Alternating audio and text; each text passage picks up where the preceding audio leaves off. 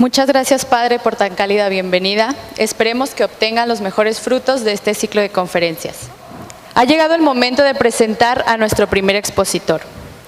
Profesor de Letras y abogado de la Facultad de Derecho y Ciencias de la Universidad de Buenos Aires, es abogado especialista en régimen jurídico de los recursos naturales y ambiente, doctor de Filosofía por la Universidad Abal Oliva de Barcelona. Fue presidente de la sección argentina de la Sociedad Internacional Santo Tomás de Aquino. Es también maestro de la UNAM. Ha impartido conferencias en México desde hace más de 20 años. Es profesor de iconografía del doctorado en Filosofía de la Universidad Autónoma de Guadalajara y director de las ediciones Gladius. Dirigió por más de 40 años la evaluación universitaria argentina en el Ministerio de Educación Nacional. Es autor de las obras como Política y Sentido de la Historia, Teología de la Historia, Política, Metafísica y Escatología. Démosle pues la bienvenida al doctor Rafael Breide.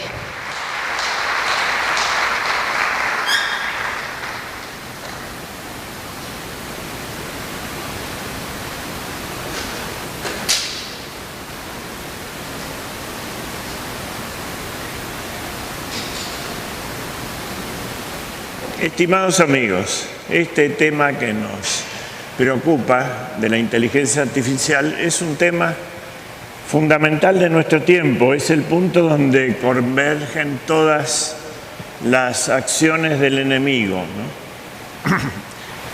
Es como si dijéramos, enfrentando al cristianismo, en el principio era el verbo, pues bien, la contradicción dice, al fin va a ser el verbo artificial. Es como la punta de la pirámide que quieren construir de dominio mundial, digamos, anticristiano. Y es fundamentalmente subordinar el hombre, cuya gran dignidad es ser imagen y semejanza de Dios, subordinar la inteligencia humana a la inteligencia artificial. Quitarnos dos condiciones fundamentales de ser humano, que son con nuestra colaboración con los otros enemigos del alma, digamos, que es la carne, nuestra comodidad, ¿no? Quitarnos el poder de pensar, ¿no? Y luego el de resolver. Es decir, se trata de, mediante un artificio, pensar por nosotros y resolver por nosotros, quitarnos la decisión humana de hombre libre que no ha elegido su fin, porque su fin se lo ha puesto Dios, que es la felicidad eterna, la salvación, pero que puede elegir los medios. Esta segunda libertad, que supone un orden al cual hay que adecuarse, que es el orden natural y sobrenatural puesto por Dios, justamente esto nos quieren arrebatar, con nuestra complicidad. Ahí está donde se juntan los enemigos del alma, el demonio, el mundo y la carne. Pues bien, me parece interesante ver que para que esta barbaridad se pueda producir, hubo toda una evolución que consiste en 5 o 6 grandes inversiones, en dar vuelta, poner los pies para arriba y la cabeza para abajo. Y esas inversiones son lo que en su conjunto se llama el mundo moderno. ¿Qué caracterizaba al mundo cristiano, que era el anterior al mundo moderno, a la cristiandad, que ya tenía 1500 años cuando llega el Renacimiento, cuando empieza este proceso último? Estaba caracterizada por la razón y la fe, y era teocéntrica. Dios era el centro de la vida cristiana, como su mismo nombre lo indica. Era cristocéntrica. Se trataba de poner una civilización antropocéntrica, quiere decir centrada en el hombre sin Dios. Eso era una pendiente, no era un estado en el cual uno se podía quedar, una resurrección del paganismo. Porque acá vamos sacando una primera ley. Cuando la gracia ha asumido el orden natural, si se retira la gracia no queda nada. No nos hagamos ilusiones de poder volver al estado pagano o natural. Se cae en un nihilismo, en una negación absoluta. Santa Teresa decía que las flores eran como la sonrisa de Dios. Cuando se marchitan, Dios se llevó lo suyo. ¿No es cierto? Así lo mismo ocurre con la civilización.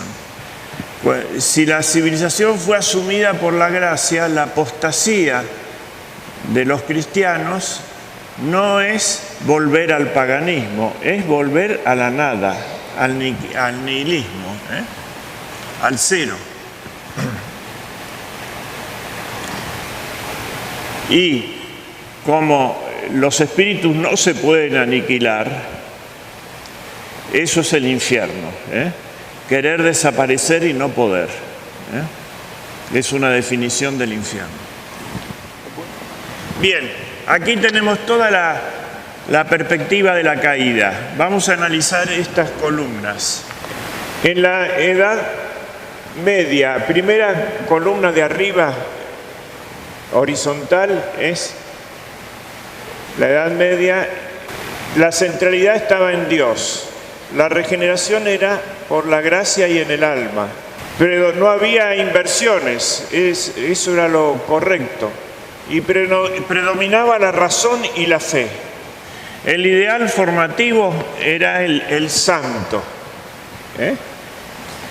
Luego empieza la era moderna.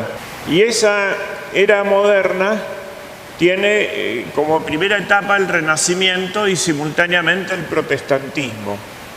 Ahí la centralidad estaba en el hombre rey, ¿no? El rey Enrique VIII, los príncipes alemanes y después también los católicos, imitando un poco, pero sin romper formalmente con la fe, dicen: el hombre soy yo, presido los dos poderes, el civil y el religioso. La religión es una parte, un ministerio de mi gobierno. No es como el alma respecto del cuerpo, es una repartición más. Yo soy la cabeza de la iglesia. La regeneración era por el poder y se produce una inversión teológica, que es, en lugar de ser primero Dios y después la criatura, es primero la criatura y después el creador. La iglesia no es lo que Dios dice que es la iglesia es lo que el rey dice que es la iglesia. Sobre esto fundan todo el derecho internacional. La religión del país debe ser la del rey. Subordinan la religión al poder. El ideal era Enrique VIII, los reyes absolutos. Por supuesto que estos personajes puestos en el lugar de Dios no satisfacen, porque no nos pueden dar lo que Dios nos da, la felicidad eterna, ¿no? Y hay una poesía que dice: inútil la fiebre que aviva tu paso, no hay nada que pueda matar tu ansiedad. Por mucho que tragues, el alma es un vaso que solo se llena con la eternidad. ¡Qué mísero eres! Basta un soplo leve para helarte. Cabes en un ataúd, mas el espacio inmenso del cielo te es breve y la tierra es corta para tu inquietud, ¿no? Un ídolo, como el rey, no puede satisfacer. Entonces, la etapa siguiente en este proceso de la idolatría es siempre destruir el ídolo que falló en darnos la felicidad. Es la iconoclastia. Por lo tanto, el trono era el lugar más cerca del cadalso.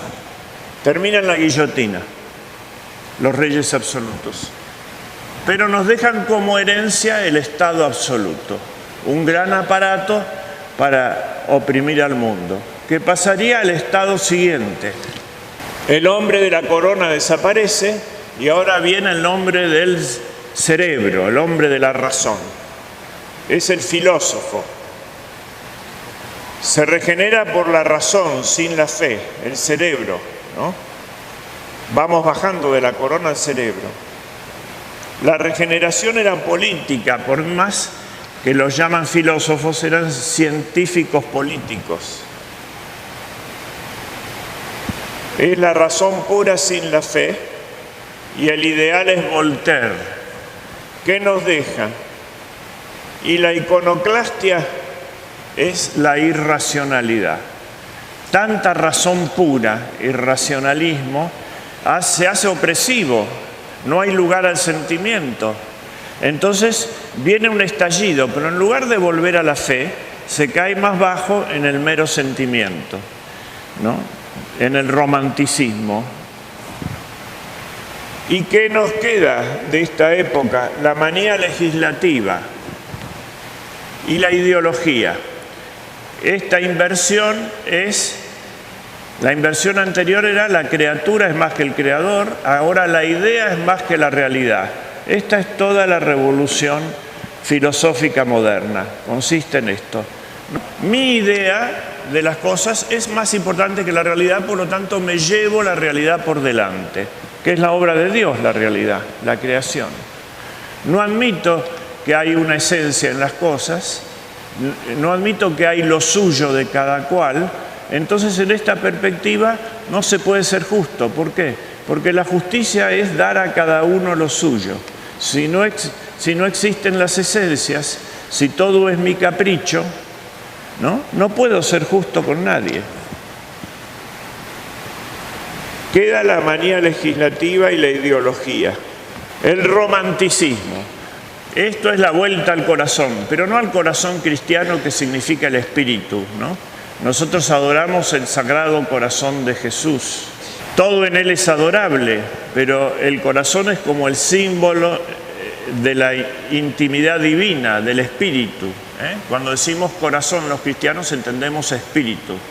En cambio, cuando dicen corazón los románticos, entienden solamente el sentimentalismo contra la razón. Y esto es la pasión, ¿no? El hombre guerrero. La regeneración es por el sentimiento. Yo siento, yo no siento. A mí me dice algo, a mí no me dice nada. Bueno, pero ¿qué es la cosa? ¿Cómo estás poniendo tus afectos encima de la razón? Ah, bueno. Esa es la inversión, ¿no? Napoleón. Aparecen los cuadros de todos nuestros próceres, ¿no?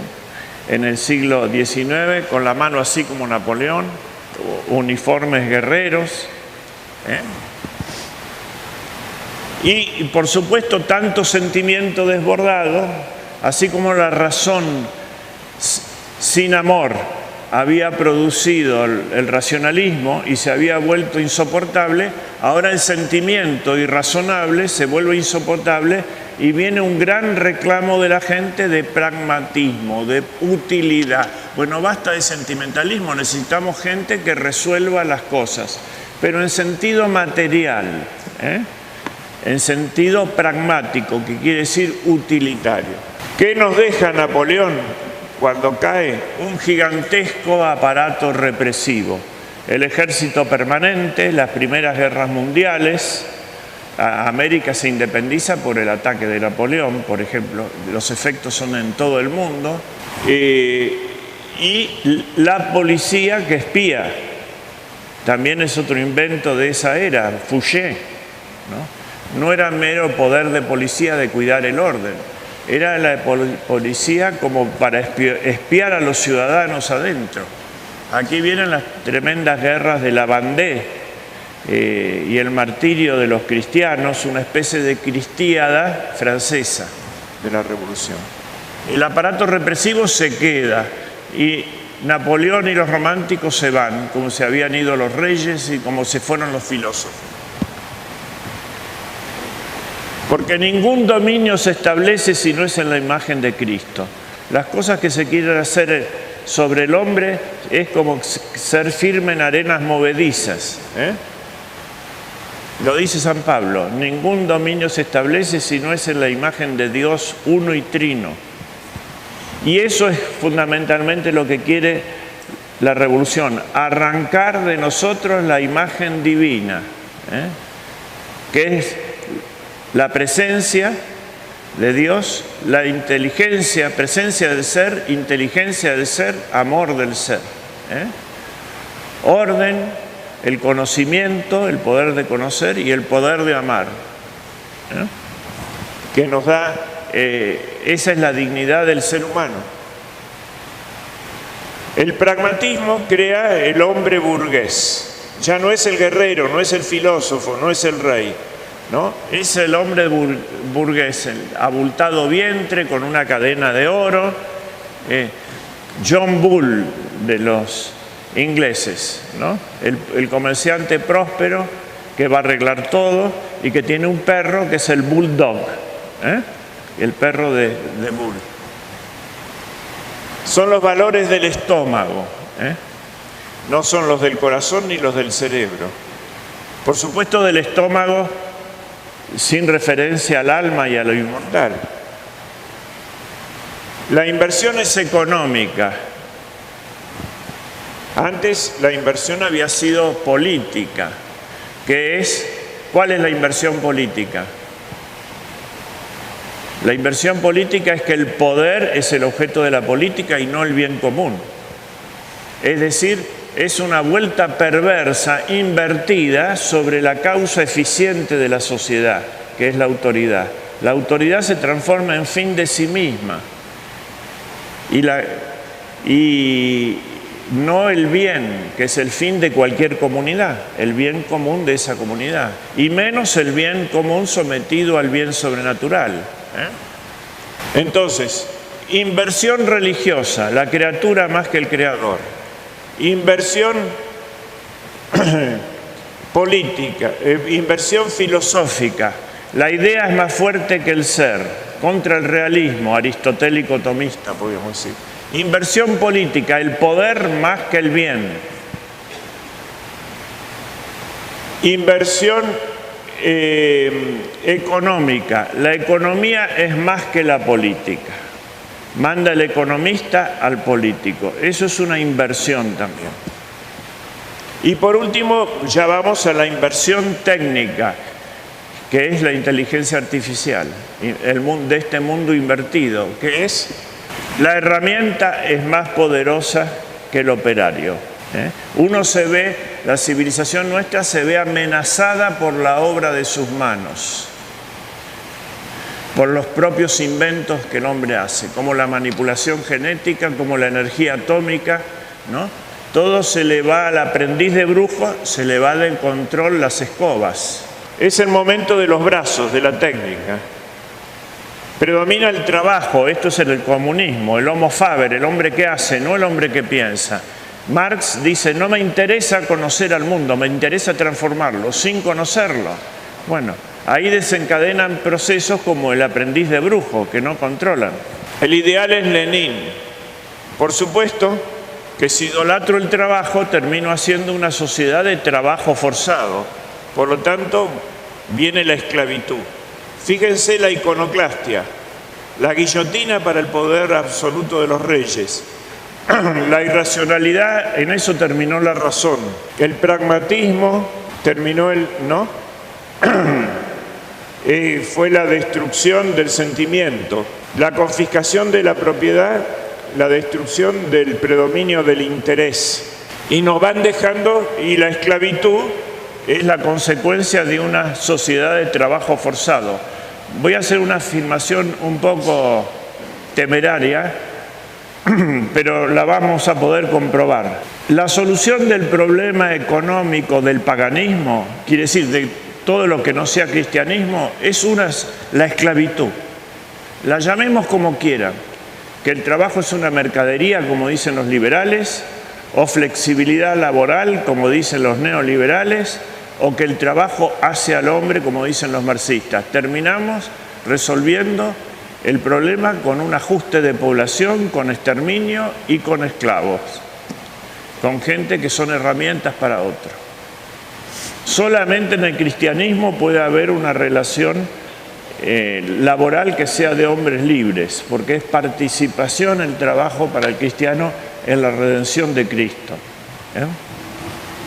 y en la capacidad creadora del hombre. Entonces nos dejan de herencia la esclavitud y la pérdida de la libertad, ¿no? La libertad que absoluta esa, ¿no?, termina en la pérdida de la libertad. Después viene del comunismo, cae el comunismo, quedan sus consecuencias como habían quedado las del irracionalismo, del sentimentalismo, del pragmatismo, quedan sus consecuencias, pero el comunismo se cae y entonces tenemos el problema de la sociedad hedonista.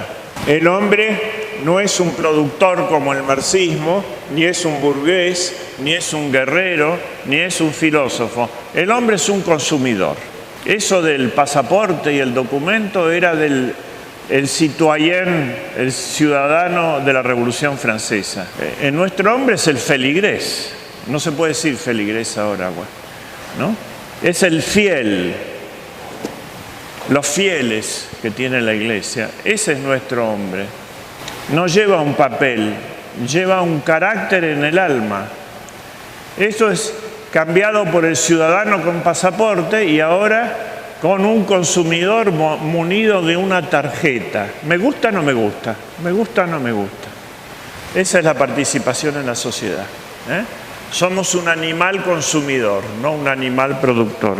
¿Y por qué tenemos que ser no somos un animal? Aristóteles no dijo animal racional, dijo viviente racional. Un canónigo apóstata del siglo XVII, entre XVI, Charron, fue el primero que sacó al hombre de la teología. Se hablaba de Dios, primer tratado, y después del hombre, como imagen de Dios. Él lo saca de la teología, donde estuvo 1000 años por el cristianismo, y lo pone en el lugar de los animales. Animal tu abuela, le podríamos decir. Bueno. El poder es el sexo y placer. Bueno, hasta la teología es contaminada de hedonismo y pornografía. Basta leer algunos libros de algunos personajes eclesiásticos, ¿no? Sáname con tu boca, no sé, que escribió un famoso arzobispo. Bueno. El placer, y domina el señor Freud, que es la revolución sexual. Y esto termina en el mutante y en la pérdida de la naturaleza humana. ¿Por qué? Porque el placer no es malo, el placer es bueno y puesto por Dios en la naturaleza cuando se cumple su designio. Dios quiere que comamos, entonces nos da placer en la comida. Ahora, una vaca deja de tener hambre y deja de comer, pero el hombre desvía su amor de infinito, que hablábamos al principio, ¿no? Y no tiene hambre y quiere seguir comiendo. Eso es una cosa espiritual, ya no es una cosa física. Es buscar el infinito en un bien material. Entonces, obviamente, empieza a haber displacer, me descompongo. Si sigo comiendo cuando ya no tengo hambre, llega un momento que me afecta la salud. El sexo también. Dios quiere que nos reproduzcamos, entonces pone placer. Ahora, ¿la estafa en qué está? En querer el placer sin cumplir el acto debido. Desvincular el placer de la comida, el placer sexual del sexo, el placer cinético de moverse. Cuando uno hace ejercicio le duele el cuerpo, pero respira mejor, tiene una especie de euforia. Ese es el placer del movimiento, porque Dios quiere que hagamos ejercicio, que nos movamos. Todo eso lo queremos cuando cumplimos el acto divino. Tenemos el placer y eso es la misma raíz, nos aplaca, nos conforma. Si ya queremos seguir es un problema espiritual, no es un problema físico. Y entonces sustituyen, le dicen, pero usted admitió que tiene derecho al placer sexual sin comunicar la vida. Bueno, ahora perdió el derecho de comunicar la vida. Hay demasiada gente en el planeta, por lo tanto nosotros le vamos a dar con una pastilla un placer mucho mejor que comunicar la vida, a cambio de que no comunique la vida. Ahí está la estafa del diablo.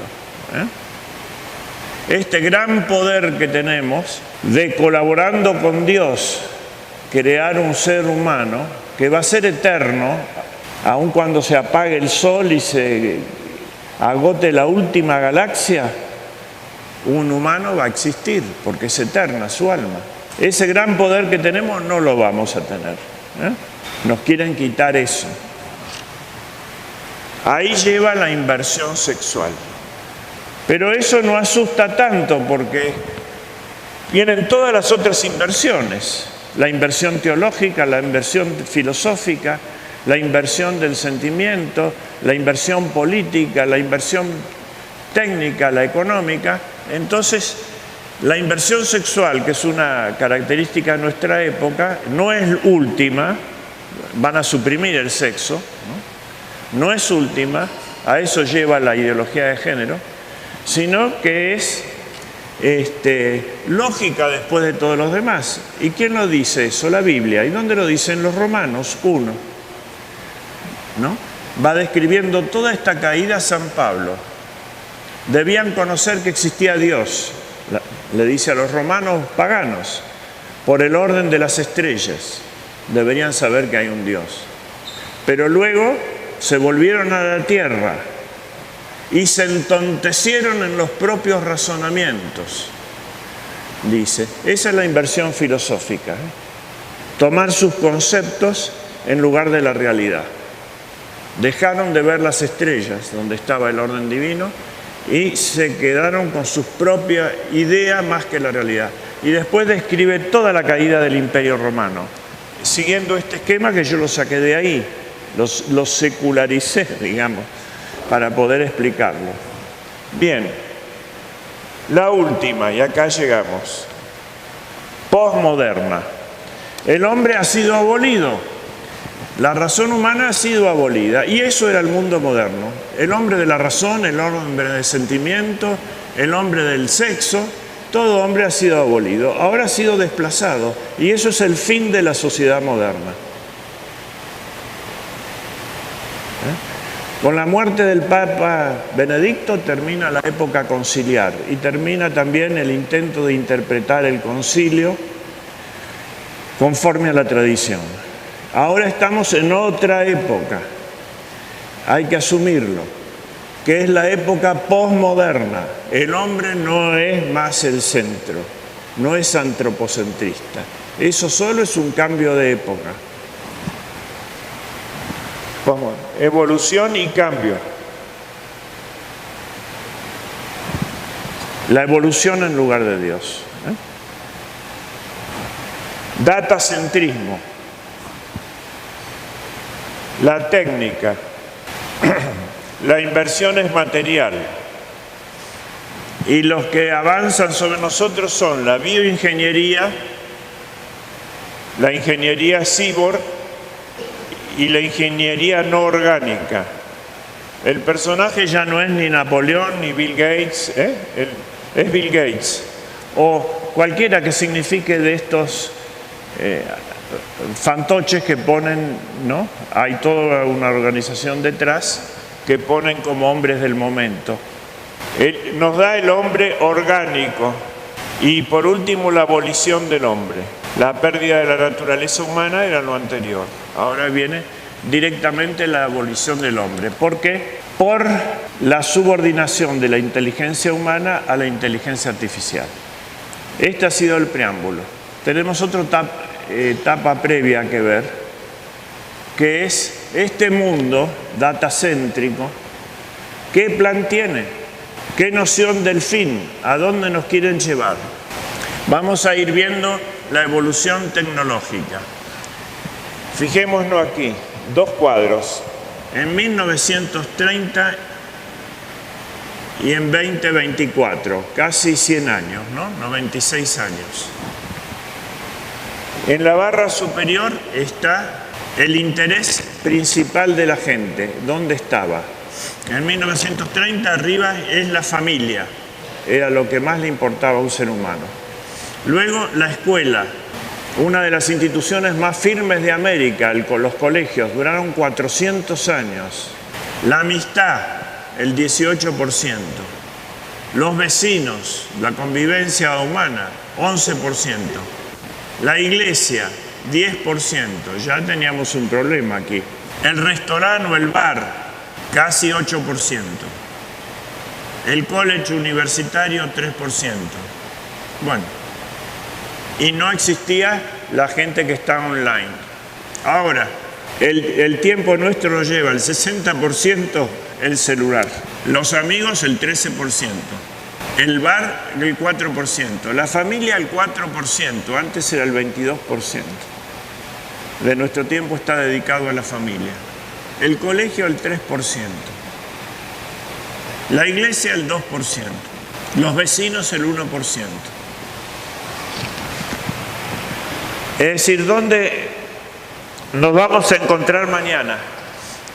Bueno, llámame a tal lugar. No, estoy en tal lugar. No, mira, llámame al celular. Estamos en el celular.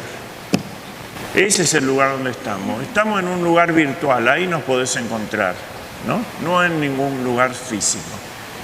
¿Y eso ayuda a qué? ¿Cómo se llama en ningún lugar? Se llama utopía, en ningún lugar. Somos seres utópicos, no reales ya. Estamos en la nube, realmente. O secuestrados por la nube. Ahí nos pueden encontrar. En la Tierra es muy difícil, porque somos subtópicos. Y eso favorece mucho la elegía. Todo deber ser se funda en el ser. Si nos desconectan del ser y nos ponen en un mundo virtual, bueno, ¿cuál es el deber ser? El capricho, ¿no?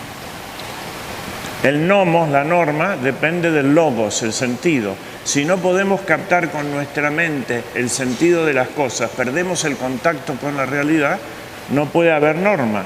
La norma es el sistema no lo permite. Esa es la norma.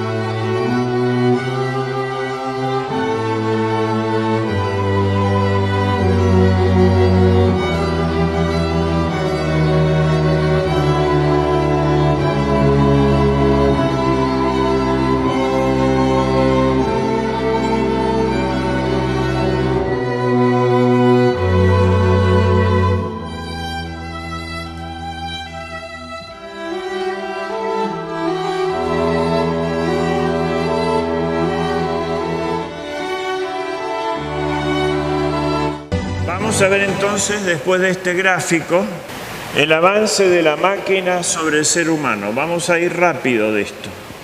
Pero hemos recibido 5 o 6 impactos tecnológicos que cambian las generaciones. Por ejemplo, cuando yo era chico,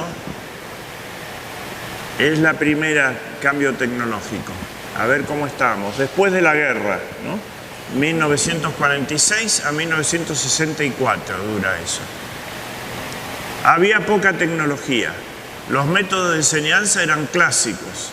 La relación con los docentes y padres era con el principio de autoridad. La tecnología, ¿cuál era? El libro y la biblioteca, esa era la tecnología. Y las consecuencias eran que la información la recibíamos de nuestros padres o del maestro. Y se mantenía en la tradición. Después viene la generación X del 64 al 80, llamada así. Hay esbozos de tecnología digital, pero aparece la televisión, que fue la nodriza de toda una generación. Los hijos empezaron a dejar de ser hijos de sus padres para ser hijos de la televisión. La tecnología era esa misma, la televisión. Y aparece otra fuente de información que no son los padres. Ahora, ¿qué pasa? Las imágenes son visibles, pero no son inteligibles. Hay dificultades para conceptualizar, para llegar a un concepto. Se toma la imagen virtual por verdadera realidad. Bibliografía sobre eso, Homo Videns, de Jerry Manders, 4 buenas razones para suprimir la televisión. El padre Sáenz habla de la adición televisiva. Ya eso, poca lectura, poco concepto, mucha imagen, eso va generando una mente mítica. El jeroglífico, volvemos antes de cuando nuestros chicos aprendían a escribir, como nuestro alfabeto es fonético, requiere una abstracción. Y eso era cuando se tenía uso de razón. El uso de razón era a los 6 o 7 años. ¿No es cierto? Ahora, si el lenguaje jeroglífico en base a imágenes no requieren esa abstracción, la mente es mítica en esa proporción. La tercera generación, Next, de 1980 a 2000, son los millennials o nativos digitales que pudieron recibir y ser permeables a los TICs, las tecnologías, ¿no? Pero están sometidos a esto, a la vanidad. ¿Por qué? Rápido, sencillo y entretenido. Velocidad y falta de profundidad. Rápido, entretenido, sencillo, ¿no? Cosas profundas no se pueden decir. PC e Internet es la tecnología. La cultura computacional está contra el pensamiento realista. El hombre está como formateado. ¿Qué facultades tiene? Las racionales, la ratio, pero no intellectus, no hay visión. La inteligencia es la visión de conjunto, ¿no? Por inteligencia entendemos 2 cosas, la visión y el razonamiento, ir razonando y avanzando arduamente. Estos dejan solamente el aparato racional y desaparece la visión, la teoría. Se vuelve todo un arduo racionalismo. Hay que llevarle el conocimiento a un sujeto pasivo. Se quiebra la jerarquía escolar y familiar. El alumno se transforma en consumidor de información. Prefieren la actividad de conjunto al estudio individual de conceptos. Prefieren la práctica a la teoría. Hacer más que pensar. Tareas grupales más que individuales. El formato digital más que el papel. El hombre moderno del padre Sáenz es un libro que tuvo muchas ediciones en Guadalajara, fue recomendado por el cardenal Sandoval Iñiguez. O Cultura computacional y pensamiento realista. Ese trabajo es un breve artículo, pero aparece en una revista que dirijo que se llama Gladius. Se puede conseguir también. La generación online, ¿no?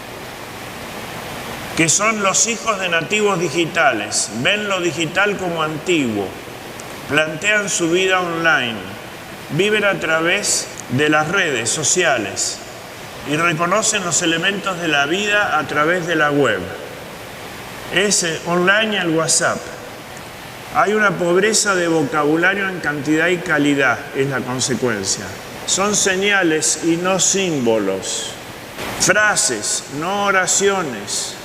Formato digital más que papel, fugacidad y fragmentación del pensamiento.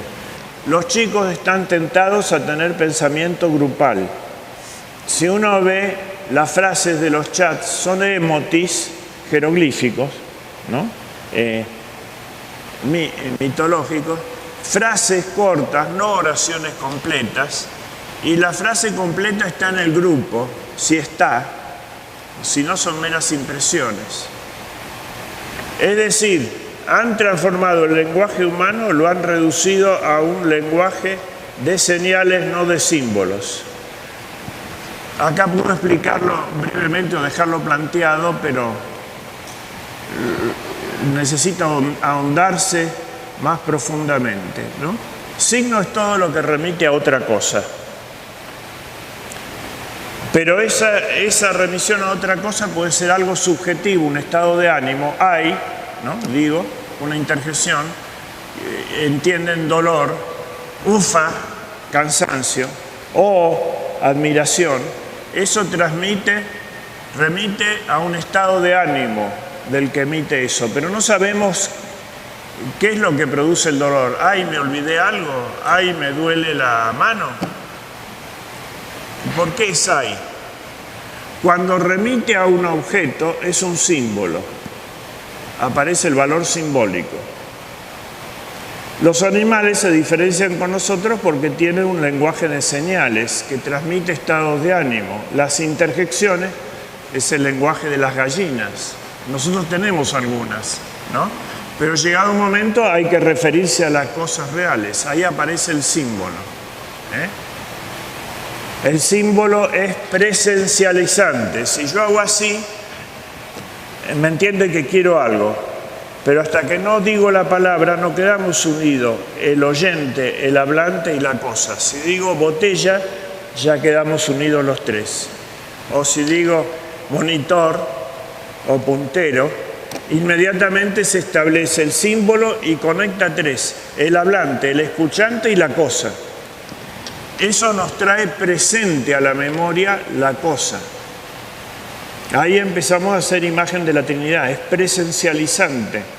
Nuestro lenguaje simbólico ha sido reducido, pero nosotros tenemos un signo superior a eso, que es el sacramento. El sacramento no solamente es presencializante, nos trae a la presencia algo, sino que es transformante. Ahora, quieren reducir la teología, sacar los sacramentos, el lenguaje de conexión con lo sacramental al mero símbolo, el símbolo a la señal y la señal al gesto. Hacen gestos pastorales, no acciones concretas de apostolado, que es lo que nos mandó nuestro Señor. Ir y evangelizar no es un consejo, es una orden de un rey. Ir y evangelizar y bautizar. Ahí está el sacramento. A todas las gentes. En el nombre de Él, no, en el nombre del Padre, del Hijo y del Espíritu Santo. Y San Pablo dice: guay de mí si no evangelizare. Ahora se trata de gestos de benevolencia budista, bueno, que en realidad no le interesa el otro, ¿no? No es bondad budista, es benevolencia, bueno. Bueno, ahora son drogadictos, bueno, ¿qué vamos a hacer? Los muchachos son así, déjalo. ¿De qué decir? No me importa el otro, porque si me importase lo trataría de curar y ayudar. Parece tolerancia, pero es desprecio. Y la última sería el homo deus, que es el simbiosis entre el hombre y la máquina. Por estas tres disciplinas, ingeniería biológica, cyborg y inorgánica, termina en un datacentrismo sometido a un algoritmo maestro e implica la destrucción de la persona humana. También en uno de los libros que está acá está Homo Deus. Ahora, estas tentaciones que suenan al Génesis siempre tiene un doble efecto la mentira. Uno, aparece una adulación, ¿no? Pero por otro lado es una destrucción de lo que señala. Si yo digo feminismo, parece que quiero adular a la mujer, pero en realidad quiere destruirle su principal poder de esposa y madre. Doble efecto, ¿no es cierto? Libertad siempre termina en manos de los liberales, destruida. Bien común, ¿no? Está destruido por el comunismo. Bien común es una doctrina, comunismo es una ideología, una mentira que destruye el bien común, como el liberalismo la libertad, como el feminismo la mujer, como el homo deus es en realidad, y ahí viene la mueca del diablo, el animal hackeable. Homo Deus van a ser los que estén por encima y manejen la inteligencia artificial, pero la mayor parte de la humanidad va a estar por debajo. La humanidad no estuvo dividida nunca en su naturaleza, estuvo dividida socialmente, divisiones que solamente Cristo puede abolir, ¿no? Porque dice San Pablo, en Cristo no hay amo ni esclavo, ni varón ni mujer, ni griego ni judío, pero solo en Cristo puede abolirse esas diferencias entre la humanidad, entre amo y esclavo, entre varón y mujer y entre griego y judío. Sacado el cristianismo, vuelve la guerra entre amo y esclavo, ¿no? Las guerras raciales, como quieren hacer en nuestra en Hispanoamérica, el indigenismo es racismo. Si somos hermanos en Cristo, ¿qué viene de hacer distintos pueblos? Hay un solo pueblo con una sola cabeza, que es Cristo. Y también varón y mujer es la ideología de género. Son complementarios. Nuestro valor máximo político es la unión, la concordia, que es un nombre de la Trinidad, el Espíritu Santo, ¿no? Es unión del Padre y el Hijo. Frente a la propuesta ideológica del enemigo, que es la discordia, que es la confrontación, la tesis y la antítesis, la guerra, nosotros proponemos una concordia. Concordia del cuerpo de Cristo con su cabeza. El sacramento de la unión es la Eucaristía. Todos los sacramentos se dirigen a la Eucaristía. La penitencia, el bautismo y la extremaunción a recibirlo. El sacerdocio a celebrarlo y el matrimonio a simbolizarlo, ¿no? Nuestra hispanidad nace de un matrimonio de Isabel y Fernando. En cambio, el mundo protestante nace de un divorcio, su religión. Entonces, el católico es un hombre de unión, pero esa unión no es una unión mecánica que hace un técnico. Esa unión es eucarística, es sobrenatural, es fraternidad también, pero no la fraternidad natural. La fraternidad natural terminó mal, somos hermanos en la naturaleza, todos somos hijos de Adán, pero terminó como Caín y Abel, así terminó la fraternidad naturalista, ¿no? Nuestra fraternidad es en la gracia, es en Cristo, o no es, ¿no? O volvemos a Caín. Pues bien, el doble efecto de estas palabras va a manejar la inteligencia artificial, ¿no? Es uno, pero la mayoría de la humanidad va a ser un animal hackeable, que es la intervención del hombre por la máquina. Si a mí pierdo una pierna, Dios no lo permita, ¿no? Y me ponen una pierna mecánica, bueno, bien. Y si pierdo la vista y me dan ojos, bueno. Pero si un día voy de que tengo un mal recuerdo y me borran la memoria, ya no soy yo, ¿no? Y si me dicen que me ofrecen un curso de francés con una inyección nomás, qué bueno sería, pero sospecho. ¿Qué queda? Terminan un datacentrismo sometiendo todo a un algoritmo maestro que implica la destrucción de la persona humana. Inteligencia artificial. Ahora entramos en el tema concreto. Muy pocas frases porque ya está percibido la esencia del tema. Ofrece facilitarnos las cosas, incluso la tarea de pensar. Ojo, no podemos renunciar a ser Homo sapiens. Tiene implicaciones sociales, culturales, éticas, morales y espirituales, pero también tiene sus riesgos. La inteligencia pretende gobernar cada aspecto de nuestras vidas. Algunos datos. En 1956, McCarthy, informático, y Shannon, matemático, pretendían construir una máquina que fuera capaz de replicar la inteligencia humana. ¿Qué es la inteligencia artificial? Es la disciplina científica basada en la construcción de modelos matemáticos para replicar las capacidades cognitivas del cerebro humano, como el cálculo, el razonamiento, la memorización de datos, la comprensión del lenguaje y la toma de decisiones. Ahí ya quieren resolver. Se forma de procesar información que se fundamenta en la teoría de cognición biopsicológica de Donald Hebb. La programación de informaciones mediante actos repetitivos en un ordenador le permite identificar patrones o comportamientos particulares medibles. Sustitución del juicio prudente, vamos a decir algo de eso también. Pero voy a dar como una intuición fundamental. Cristo es el verbo, es la palabra. Y es la palabra entre la esencia y la existencia, la que hace existir todas las cosas. El anticristo no tiene un nombre, es un número, 666.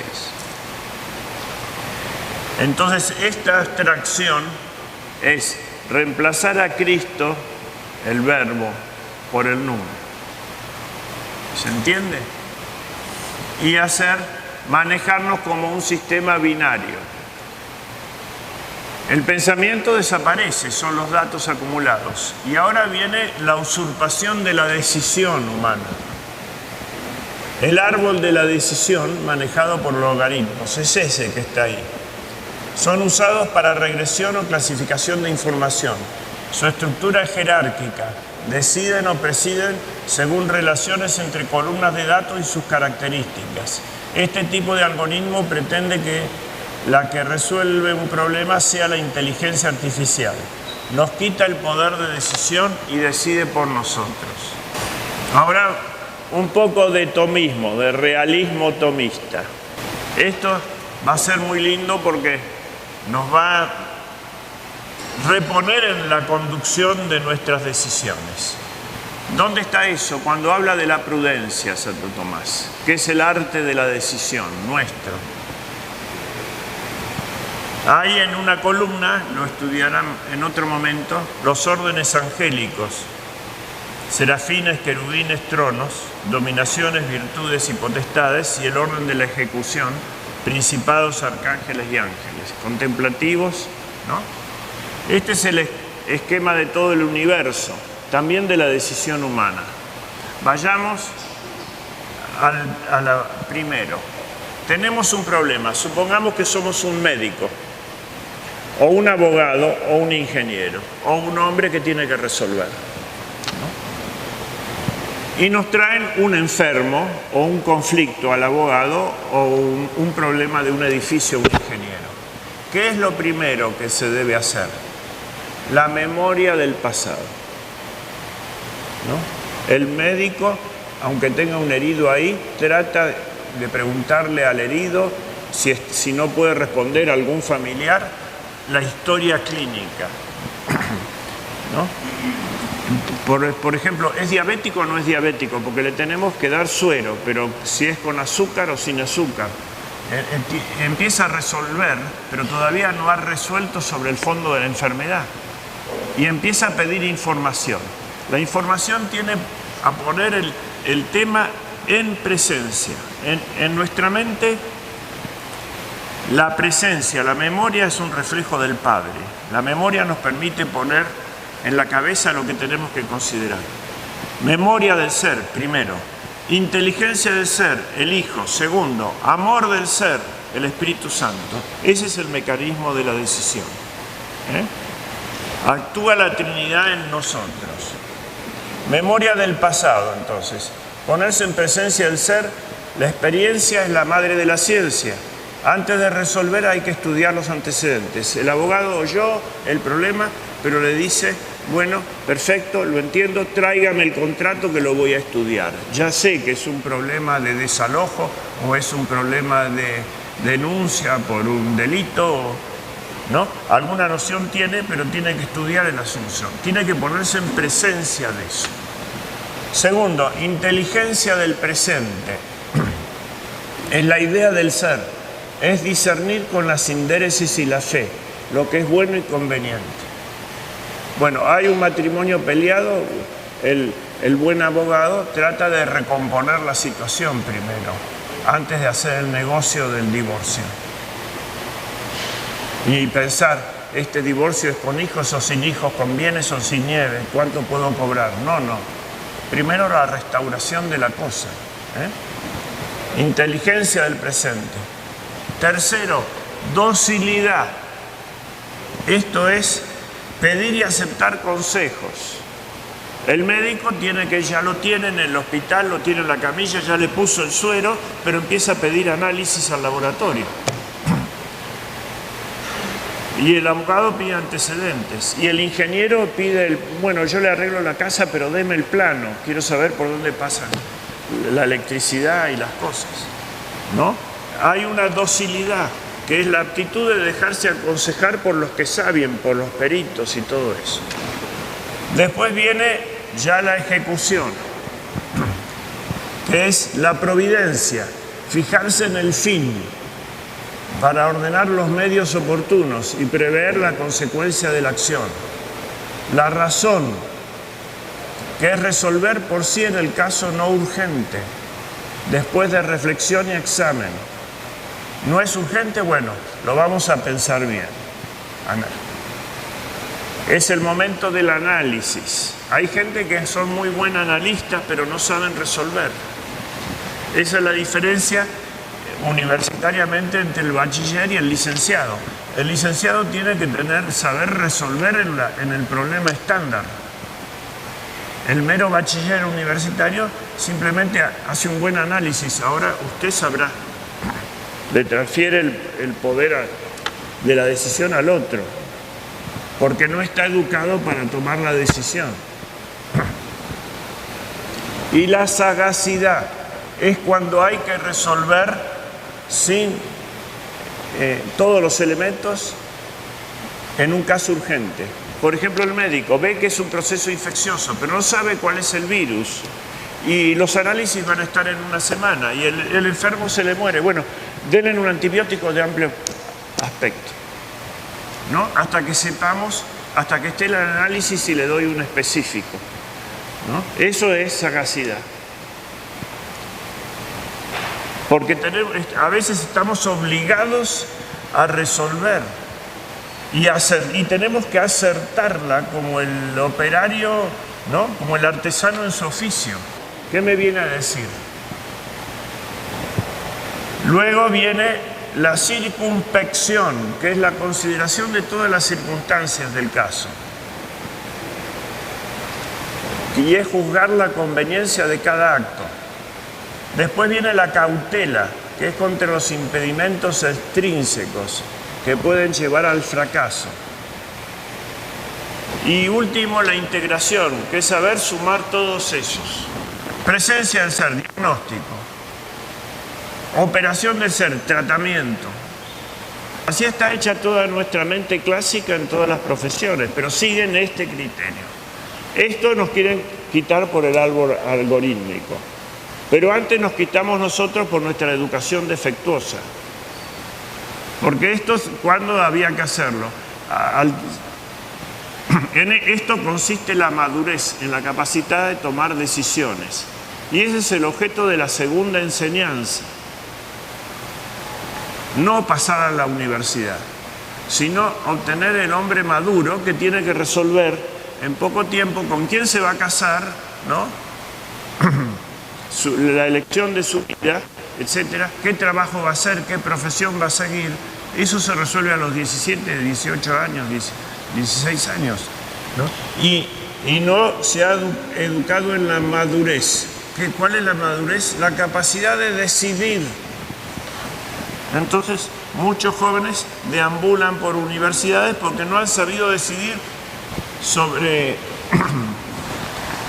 su propio destino o ir adentro. ¿A dónde va el mundo?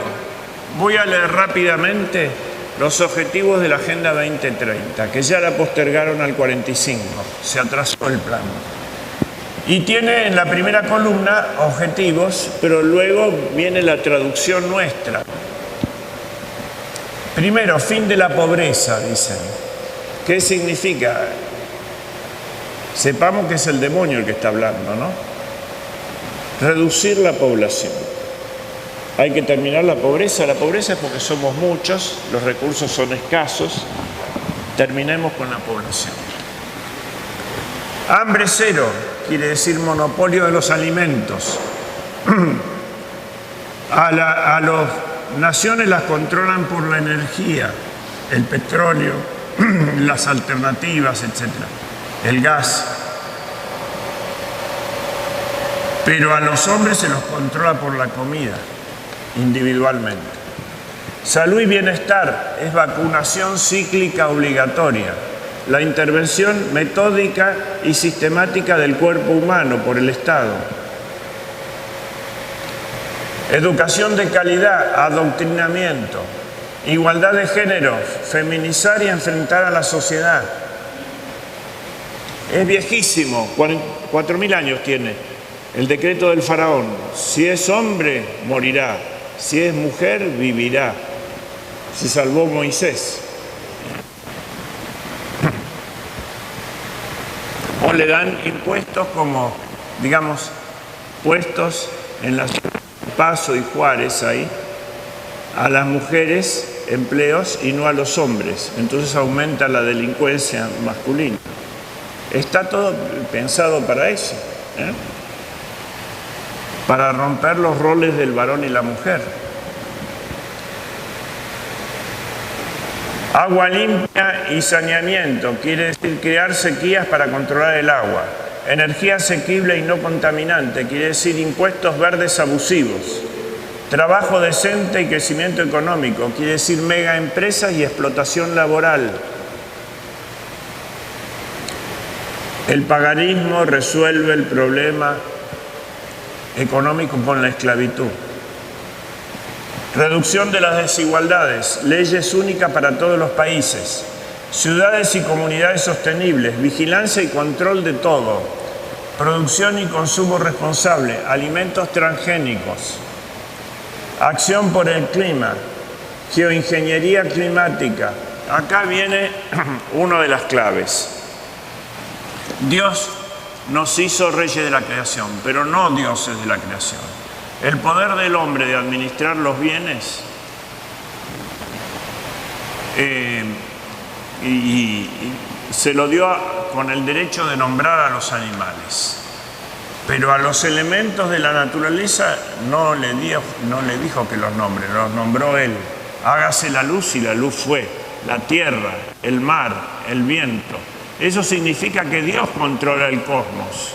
¿Quién es este que le responden el mar y el viento y la tempestad? ¿No? Y el centurión Longino al pie de la cruz con el terremoto, el eclipse, etc., vio en la naturaleza lo que no veían los sumos sacerdotes en los libros sagrados. Este era el Hijo de Dios. Pues bien, ellos pretenden controlar el clima. Esto es una locura, ¿no? Y generan desórdenes climáticos, terremotos, sequías, etc. Ya están manipulando el clima, ¿eh? Esto va a ser lo que pretenden que lo controle también la inteligencia artificial, ¿eh? Fíjense que está acción por el clima, geoingeniería climática. Siempre, este no es el primer fracaso de la humanidad, el que vamos a vivir dentro de poco. Fracasó varias veces y salvó la familia, ¿no? Fracasó con el diluvio, un desastre ecológico producido por la maldad humana, ¿eh? Y se salvó la familia de Noé. Fracasó en Sodoma y se salvó una familia. Y esta vez fue por el fuego. Fracasó en Egipto y vinieron las pestes de Egipto. Muchas veces fracasó en la humanidad y siempre terminó habiendo un desastre ecológico. Entonces el tema ecológico puede producirse, el problema de la ecología. Esta es mi disciplina, yo creé el derecho ambiental en la Argentina. Se debe a dos causas. Primero, a la propia naturaleza. Estalla un volcán, se producen desiertos, ¿no? Por los propios ciclos de la naturaleza. Las 7 vacas gordas y las 7 vacas flacas.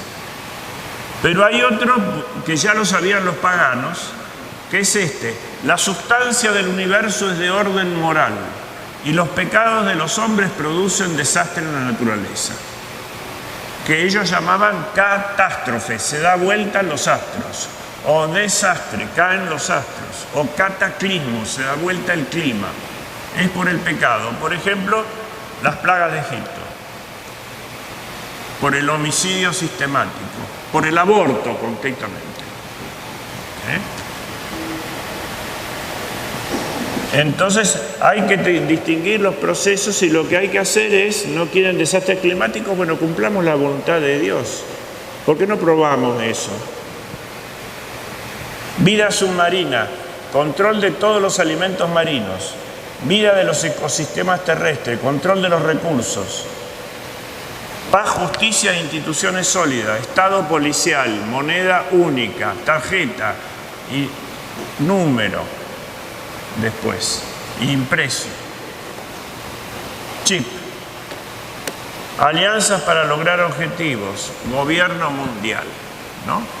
Y esto, ¿quién lo permite? La herramienta es la inteligencia artificial. Encima va a estar el Homo Deus. ¿Qué nos promete? Siguiente. Vamos a ver la tentación.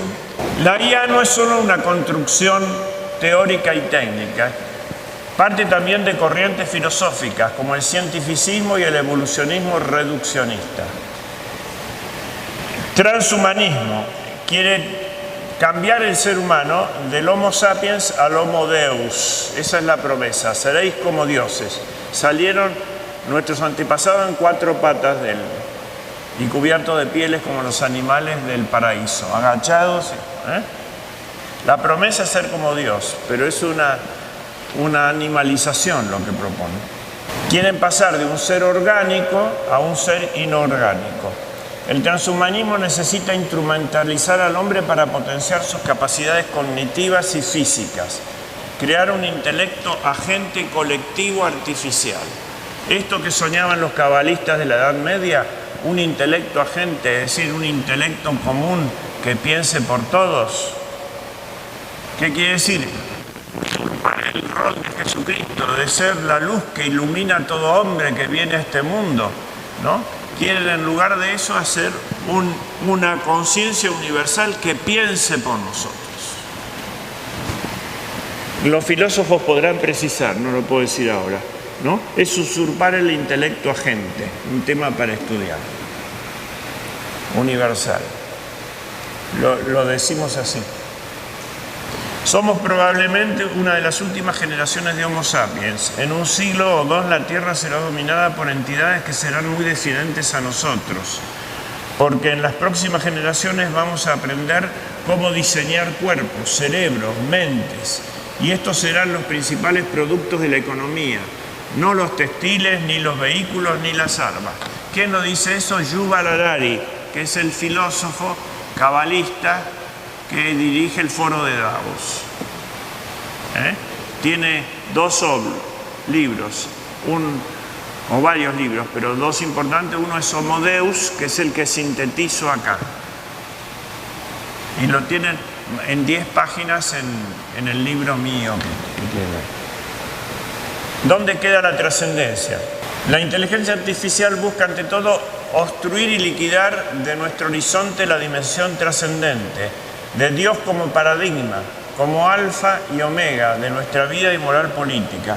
El hombre reducido ahora a la inteligencia artificial en el modelo de comunidad del nuevo orden mundial es calculable, reconducible, mediante un cálculo numérico en que la inteligencia artificial se especifica cabalísticamente como algoritmo y que actúa ahora a través de los votos o en el chat GPT, por ejemplo.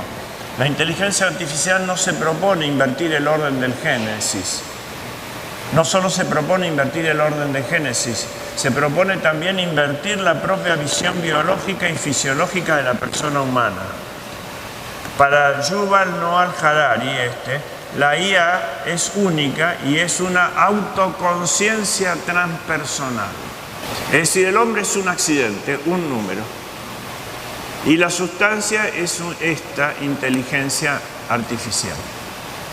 No es para dar precisión que no explico, ¿no? Nosotros somos un todo sustantivo, el hombre. Bueno, acá resultaría un accidente numérico. El todo sustantivo es la inteligencia artificial, lo que tiene realidad.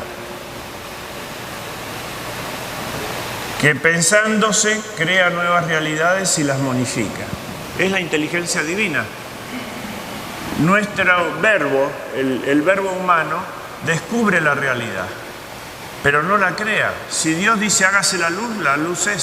Si yo digo hágase la luz, no pasa nada, ¿no? Simplemente saben que quieren que prenda o apague la luz, nada más. Descubro, pero no creo, no es una palabra efectiva. Pretende crear la realidad, fíjense por lo que dicen los principales filósofos. Y ya no se van educando para el capricho, ¿no? Yo me percibo plato volador, y bueno, es un plato volador, ¿no? Uno en la Argentina, los hombres se jubilan a los 65 y la mujer a las 60. Entonces estaba cansado de trabajar, dijo, me percibo mujer, me jubilo a los 60 y cobra su jubilación. Un sinvergüenza. Bueno, cada uno se percibe lo que quiere. No, si yo no me percibo algo distinto de lo que soy, tienen que llamar al psiquiatra. Este señor necesita ayuda, ¿no? Dice que es Napoleón o que es un plato volador. Y bueno. Filosofía de la IA. Hay una filosofía general, podemos decir, que busca la sustitución de la propia inteligencia, la delegación de la facultad personal de la inteligencia dotada por Dios en un intelecto único, intangible y cosmológico, y calculable a través de un número de la cábala. Hemos delegado la dirección de nuestra vida personal y política en manos de un intangible, de una nueva deidad. La filosofía política pretende fusionar el orden político con el orden natural, un nuevo orden mecánico que se mueve conforme al cálculo, el número, no el verbo. La personificación política de la IA, en la que buscan todos que estemos unidos para que ella se piense para y por nosotros. Y allí, una vez más pensamos, vivimos y sentimos en ella. No es en Cristo estamos, vivimos y existimos. En ella pensamos, vivimos y sentimos. Por ella y con ella. Ecun ipso et in ipso. Es casi sacrílego, ¿no?, del texto litúrgico. La IA borra todo indicio de Dios en el hombre. Busca que nos olvidemos de aceptar lo siguiente. Dios mío, nos creaste y nos reformaste admirablemente por la gracia. Su presunta apariencia benevolente, en la que nos ofrece innumerables ventajas, se sustenta en una antropología filosófica pesimista. Los hombres hemos procedido mal hasta este punto de la historia. La humanidad ha sido cegada por el mal comportamiento, por la ambición personal y ha ocasionado daños irreversibles al medio ambiente. Por tanto, se debe descarbonizar el medio ambiente. Y nosotros que somos hidratos de carbono. En la comunidad política regida por IA, conformada por seres orgánicos carbonizantes, los humanos, e inorgánicos descarbonizantes, las máquinas, cuando se habla de descarbonizar, va implícita la liquidación de la persona humana, que es la causante de carbonizar el medio ambiente. La IA necesita controlar el hombre. El objetivo es profundizar la liquidación del Estado-nación y de la persona humana en favor de un monstruo supraestatal llamado inteligencia artificial. La IA no se propone reemplazar el alma espiritual del hombre, el entendimiento humano. Se propone atrofiarlo, reducir el alma humana a un alma animal. La perfección. La tecnobiología biológica tiene una naturaleza reduccionista, modificar la naturaleza humana al fusionarla con máquinas y termina reduciendo al hombre en un mero procesador de datos e información. El proyecto Modeus. La tentación es transformar al hombre en superhombre y le hace tres promesas. La felicidad. placer perpetuo. ¿Por qué vía? Por vía bioquímica. La droga, las neurociencias que nos ponen en un estado de euforia aliada a la farmacia. Parodia de la comunión. Toma tu píldora. La inmortalidad. Garantizar la eterna juventud y derrotar a la muerte mediante la ciencia. El poder. Capacidad de crear y destruir. Y supone el dominio del sustrato biológico. El homo deus, ser artificial perfecto, olvido de la naturaleza del hombre, negación de su estatus de persona y pérdida del sentido de la creaturidad. Esto impide considerar al hombre en orden a su origen y destino sobrenatural.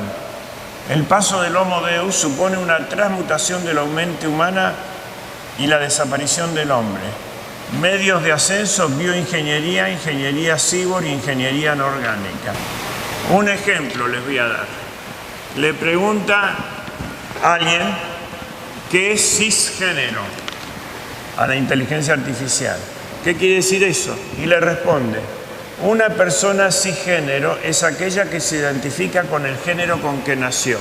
Entonces hay algo dado de este lado del género, quiere decir cis y trans. Cis es para acá, trans es para allá. Es decir, es la manera de describir a personas cuya identidad de género es congruente con el sexo asignado al nacer. Es la realidad. Por ejemplo, una persona nacida con genitales masculinos y criada como un niño, que luego se identifica como hombre, es considerada cisgénero. De igual forma, no es de igual forma, acá está la opción del algoritmo, nos da como igual lo que no es igual. Una persona nacida con genitales femeninos y criada como una niña, que luego se identifica como mujer. Eso es cisgénero. El término cisgénero se utiliza principalmente para distinguir a las personas de transgénero, ahí vienen las otras, cuya identidad de género no es congruente con el sexo asignado. Bueno, si no es congruente, no es congruente con la realidad. Y querer ser otro de lo que se es querer no ser. Y querer no ser es odiarse a sí mismo. A ver si entendemos. Todos deber ser se fundan en el ser. Yo no me puedo desvincular del ser y decir a mí se me ocurre otra cosa. Está marcado por eso. Somos libres. Cada uno se puede casar con quien quiera, pero no somos libres de elegir el sexo. No es libertad absoluta, no es libertad de creador. Es libertad de criatura. ¿Y dónde está la ley de creador? En la naturaleza creada, en nuestro corazón y en las cosas. Sin embargo, es importante destacar que el término cisgénero no es un privilegio, fíjate, o una ventaja, ¿no? Es simplemente un término que se utiliza para lo que quedamos como residuos del mundo antiguo, para los últimos Homo sapiens. Es importante mencionar que el género es una construcción social y cultural. No, es un dato de la biología y de la naturaleza, no es una construcción cultural. No es cultura, es naturaleza. No es artificio, es naturaleza. ¿Ven cómo nos llevamos la realidad por delante? Y lo que le hacemos a la persona es una mutilación. No es que creamos algo nuevo, mutilamos lo que hay. Un delito que se llama lesión de personas. Y corrupción de menores, por ejemplo. ¿Ven cómo el verbo nos salva del número? Bueno. Además, el género no es una cuestión de biología, sino de identidad personal. Si tienes alguna otra pregunta, no dudes en preguntar. Estoy aquí para ayudarte, dice. Bueno. ¿Cómo soy vaca voladora?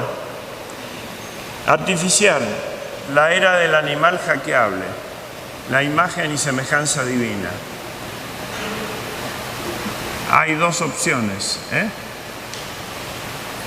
O cuidamos la imagen de Dios en nosotros, que es ser, inteligencia y voluntad, la imagen de la Trinidad en el alma, o somos un animal hackeable.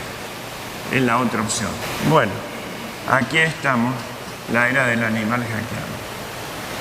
Muy bien, con esto he querido dar algo somero como una introducción, pero en conclusión, estamos en la última etapa de la revolución. ¿Qué quieren hacer? Sustituir a Dios y al hombre. ¿Por qué? Porque el hombre es imagen de Dios y el demonio odia a Dios, entonces odia su imagen. Si yo no quiero una persona, no quiero tener la fotografía de esa persona sobre mi escritorio. ¿No? Tengo la fotografía de los que quiero. Entonces, ¿por qué este odio contra el hombre? Porque llevamos la imagen de Cristo. Y es lo que tenemos que hacer. Segundo, quiero terminar optimista. No es que estamos luchando con un proyecto contra otro proyecto. Estamos luchando contra un espíritu inmortal que es el del hombre, sostenido por Dios. Nosotros tenemos que ser fieles a la gracia, ¿no? Y fieles a nuestra identidad y vamos a prevalecer. Ellos lo único que han podido hacer toda la historia es destruir. Nunca pudieron crear un hombre nuevo. Esto es una ilusión como controlar el clima. Entonces el espíritu humano es más fuerte, pero depende del sujeto que la proyecta. La imagen, que es el hombre, depende del sujeto que la proyecta, que es Dios. Si nos miramos en Dios, existimos en el espejo como una imagen. Si le damos la espalda, lo podemos hacer porque somos libres, no desvanecemos. Las cosas separadas de la inteligencia divina perecen. Pero tenemos que tener esperanza porque Dios es más fuerte. Bueno, muchas gracias.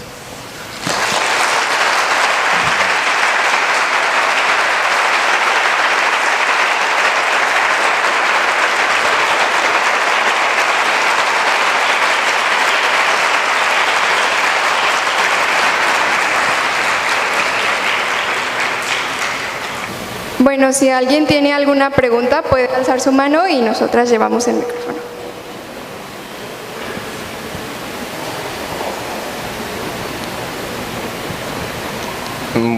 Buenos días, todavía. Sí. Muchas gracias por la excelente conferencia. Que Dios los siga bendiciendo y poniendo claridad. Y pues es una pregunta específica. Cuando yo era pequeño, mis padres decían que no se nos podía educar o criar en una burbuja, pero en la actualidad, si no es una burbuja lo suficientemente resiliente como para no quebrarse o no explotar, ¿cuál sería su recomendación para prepararnos ante este ataque tecnológico que va sobre nuestros hijos? Gracias. ¿Cómo prepararnos frente a estos desafíos? Voy a volver sobre la última idea. Volviendo nuestra vista a Dios, ¿no? El hombre es imagen y semejanza divina. Estos no son sinónimos. Los judíos no entendieron estas palabras del Génesis. ¿Por qué? Decían, hagamos al hombre a nuestra imagen y semejanza. Primero, si Dios es uno solo, ¿cómo dice nuestra imagen? Segundo, si Dios no tiene imagen y tenemos prohibido hacer imágenes, ¿no?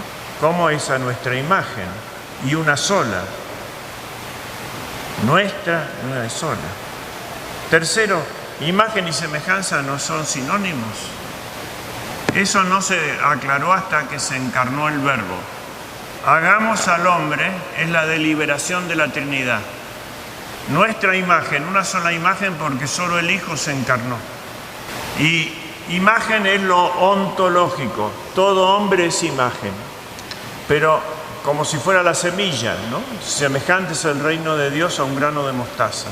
También se refiere al reino que está en el corazón de cada hombre. Y pasa la semejanza. ¿Por qué? Porque Dios podía haber hecho el mundo terminado, podía haber hecho árboles con frutos, pero hizo también semillas y le dio al hombre, hizo un mundo perfectible para darle un lugar al hombre como un pontífice que debe llevar de la semilla, cultivar la tierra, es una orden, ¿no? Ese es el arquetipo de nuestra relación con el mundo. Hay que reconocer la creación y hay que desarrollarla, llevarla donde Dios quiere, y Dios lo anotó en la esencia de cada cosa, que es la ley natural primero. Entonces, este paso de la mera imagen a la semejanza divina, de la semilla al árbol, se hace ¿por qué? La semilla. ¿Qué son? Las virtudes, es decir, respuesta a la formación en las virtudes, ¿no? Fe, esperanza y caridad, justicia, prudencia, fortaleza y templanza. ¿Alcanza? No alcanza. Como toda la semilla, no necesita solamente fuerza interna, que es su programa anotado ahí por Dios. No necesita solamente elementos materiales, agua, necesita elementos espirituales. Aire, luz, el árbol. La luz que ilumina a todo hombre que viene a este mundo. ¿Esa luz cómo baja? Por los dones del Espíritu Santo. Los 7 dones le dan la posibilidad a las virtudes de llegar a la plenitud, ¿no? La caridad por la sabiduría, la fortaleza por la fortaleza, así. Ahora, ¿cómo sabemos que el árbol creció correctamente? Y es la imitación de Cristo. Es una orden la perfección también. Y especial para el género humano. Sed perfectos, sed santos, sed misericordiosos. Quiere decir más o menos lo mismo, pero pensemos en la perfección. Sed perfectos como el Padre es perfecto. Y entonces los apóstoles, que eran como adolescentes que replican, ¿no?, siempre lo que les dicen, la réplica constante, nadie vio al Padre. El que me ha visto a mí, dice Cristo, ha visto al Padre. Entonces, ¿cuál es el modelo que debemos seguir para llegar a ser el árbol? No solamente que florezca, que dé frutos, porque por los frutos los conoceréis. El modelo es Cristo. Nuestra ley principal es la imitación de Jesucristo, ¿no? ¿Y dónde está el retrato moral? El retrato físico está en la Santa Sábana y en la antigua iconografía. Pero el retrato moral de nuestro Señor, ¿dónde está? Es el que Él hizo de sí mismo en las 8 bienaventuranzas. Las 8 bienaventuranzas son las 7 virtudes desarrolladas, perfeccionadas por los 7 dones. Ese es el perfil del egresado, como dicen los docentes, ¿no es cierto? Las bienaventuranzas, que tienen todas como premio la vida eterna. Eso es lo que debemos lograr. Este es el organismo de la vida cristiana. Y los frutos son las obras de la misericordia. Las 14 obras de la misericordia. ¿Y eso dónde está? Está en el Sermón de la Montaña. Es el programa del reino, ¿no? Todo rey hace primero el plan de su reinado. Sobre la montaña, como lo hizo Moisés, lo hizo Cristo en el monte. Subió al monte y promulgó su ley. Después dispuso predicarla, el Sermón del Valle, con los apóstoles y los discípulos. Después habló de los obstáculos en el Sermón del Lago, ¿no? Después habló de las primicias de la iglesia con los apóstoles entre el lago y en la tierra. Y después habló del problema del fin, que es el sermón escatológico 24 de Mateo, el resumen del Apocalipsis.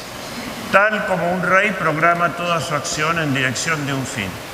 Y por último lo constituye con la pasión y la resurrección, ¿no? Los 7 decretos de la cruz, que no voy a mencionar ahora, ¿no? Primero, perdónalos, la redención del mundo, Segundo, hoy estarás en mi reino, la apertura del cielo. Ya lo había anunciado en el bautismo al comienzo. Cuando Cristo rezó en el Jordán, se abrieron los cielos y se oyó la voz del Padre. Ahora, nuevamente reza y se abren los cielos para que entre el buen ladrón. Hoy mismo estarás en el reino. Tercero, la maternidad de la Virgen.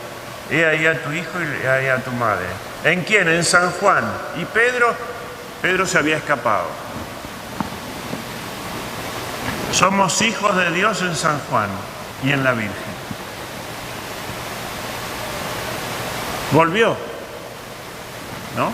Y Dios lo repuso y lo perdonó. Es un tema de dioses, de Cristo, no nuestro.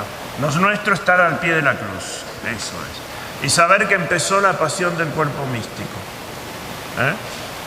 y que estamos bajo el manto de la Virgen María y tenemos que hacer lo que hizo San Juan. ¿Qué hizo San Juan? Puso su oído en el corazón de Jesús y se hizo hijo de María. Eso es lo que nos hay que ver este momento, y no sustituirnos a lo que no nos corresponde. Este es mi mensaje. Entonces, con esto ya tenemos suficiente. La imitación de Cristo. 4 cosas. Decir la verdad, aguantarse la persecución, fundar una sociedad nueva, la Iglesia,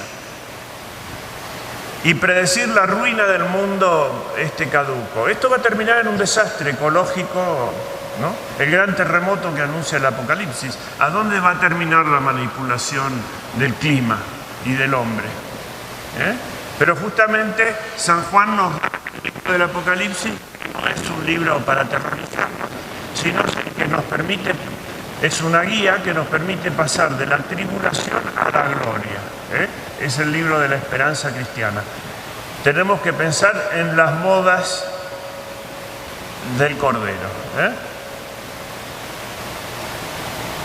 que es la unión definitiva de Dios con su pueblo, y que ya está en la Eucaristía. Apiñarnos en torno a eso y a los buenos sacerdotes y no pedirles nada más que consagren válidamente y que prediquen a Jesucristo. Nada más. Hay que entender cuál es la altura de los tiempos. Si hacen eso, son héroes ya. Doctor, de mi parte, agradecerle esta muy buena introducción. Como pregunta, usted hace referencia a la Cábala dentro de su introducción en repetidas ocasiones. Lo hace de manera para citar la mano judaica dentro de esta estrategia de ataque al núcleo de la familia, al núcleo, bueno, ya no es el núcleo de la familia, ya es a la persona misma en su espiritualidad, o lo dice por conocimiento de alguna estratagema judaica que tenga que ver con la IA. Hablamos de 3 enemigos hoy: el demonio, el mundo y la carne. Bueno, el mundo, ¿qué es? El conjunto de ideas contra Cristo. ¿Y eso de dónde parte esa filosofía? De la Cábala. ¿La Cábala qué es? Es la revelación. Cábala quiere decir revelación, pero la revelación pervertida de los pueblos paganos. La revelación de Egipto, que se pervirtió, la tradición primordial, la de Babilonia. Y por otro lado, lo que has mencionado es como judaico, ¿no? Eso es otra cosa, que es la materialización del mensaje cristiano. Pensar el reino en términos de dominio terrestre. Es la carnalización del mensaje. La gran discusión de Cristo con los fariseos era porque querían un imperio terrestre, una monarquía mundial que dominase en la tierra. Estos dos espíritus son antagónicos, porque la ciudad del diablo está contra la ciudad de Dios, pero está en guerra contra sí misma, porque su ley es la discordia, no es el matrimonio cristiano, como habíamos dicho hoy. Es la discordia su situación interna. Entonces, ¿en qué se resume el paganismo? En el gnosticismo, que es la salvación por el conocimiento, pero por el conocimiento humano que asalta el cielo. El idealismo en mal sentido, ¿no? Del predominio de la idea sobre la realidad. Eso es el alma del sentido pagano. La gnosis, contra la cual lucharon tanto los padres de la Iglesia, El asalto al cielo. Prometeo, no me interesa la voluntad del Padre y arrebato el fuego del cielo. Eso, al fin de los tiempos, se unen esas dos. Este gnosticismo odia la materia, por eso no quiere más nacimientos, ¿no? Fue vencido por Cristo en la resurrección, porque Cristo recuperó la materia, resucitó un cuerpo, y eso no lo podían admitir los paganos. Cuando San Pablo habla en el Areópago, les habla del Dios único que gobierna el mundo, etcétera, lo aceptan. Les habla de la inmortalidad del alma y aceptan. Y les habla de la resurrección de la carne y no lo aceptan. Lo echan muy amablemente porque eran los sabios más grandes del tiempo y eran grandes caballeros, ¿no? De eso hablaremos otro día, le dicen, pero aquí terminó. ¿Por qué? Porque odiaban la materia, eran platónicos, ¿no? Esta materia, su espiritualidad era librarse de la materia.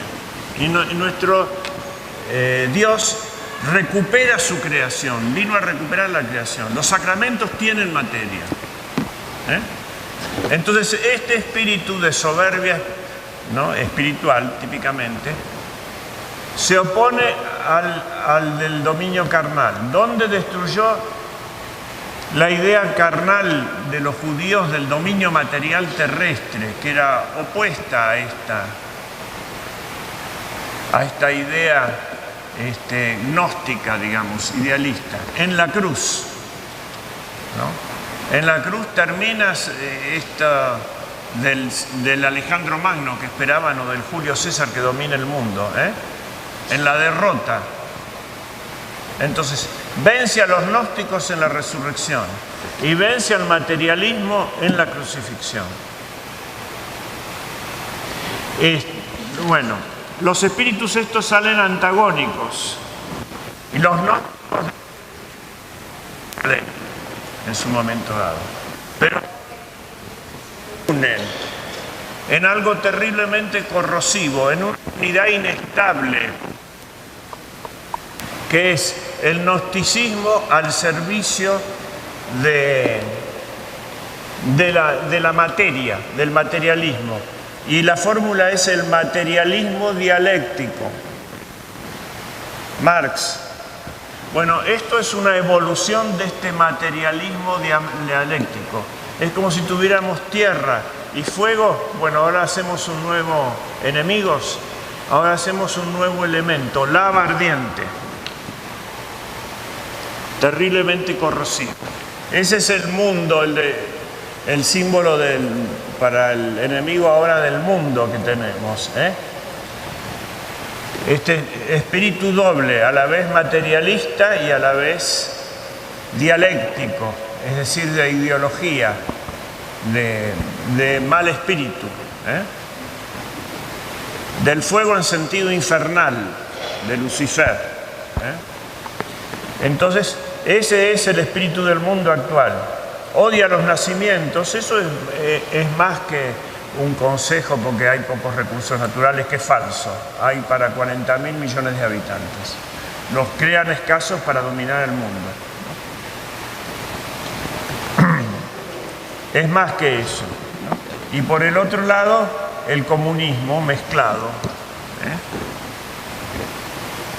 Porque la libertad humana desaparece y la propiedad también. Serás pobre y serás feliz, dicen. Serás feliz tomando pastillas y comiendo cucarachas. Bueno, esta es mi pobre respuesta, pero... Bien, gracias.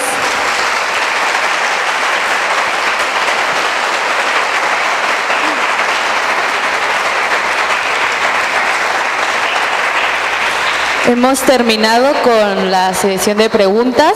Al final, si tienen alguna duda, podrán acercarse. Muchísimas gracias, doctor, por tan excelente exposición. Definitivamente que ahora tenemos una visión mucho más clara de lo que creíamos tener sobre la inteligencia artificial.